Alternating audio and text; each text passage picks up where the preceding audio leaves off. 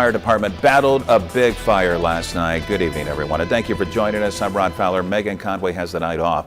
Aurora's Dollar General has been destroyed. A big fire engulfed the business last night. Channel 8 Eyewitness News reporter Zach Worthington visited the town today and has more on our top story. Zach?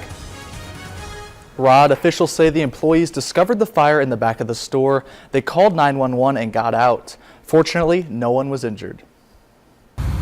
Smoke pouring out of Dollar General building in Aurora. Aurora's Dollar General went up in flames late last night.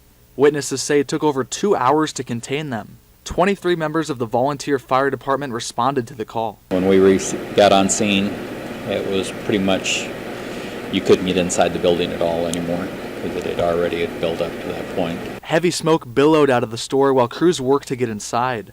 Witnesses say shelves were tipped over, making it difficult to find a path for the fire hose. It was just heavy smoke. You couldn't, once we popped the doors open, you couldn't see past a couple of feet. So we just had to work from the front and back until we finally got enough water put on it that we could get inside. Obermeyer says the extreme cold made things difficult as equipment began to freeze during the fire. Another main issue was the source of fuel for the fire. Well, the main difficult problem is because of the fire load that was inside the building. You just got an awful lot of product that burns. Jamie Hyde says her husband was one of the volunteer firefighters. She says he didn't make it back home until after 4 in the morning. She says the loss of the Dollar General will be felt throughout the small town community. I had asked him how many guys had showed up, and he said about 3/4 of the department had showed up, which is awesome because that means that they got it under control right away.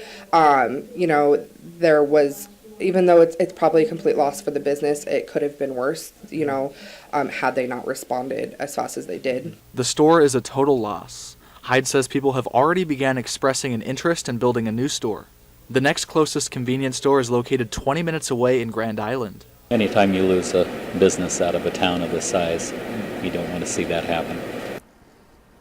As of now, there are no damage estimates or a timetable for a new store to be built. Again, no one was injured, but a scary situation nonetheless. That's right, no injuries, and you can always rebuild, and I know that community is going to be happy if they get another one put in its place. Zach, thanks for that report. Let's get to your first weather.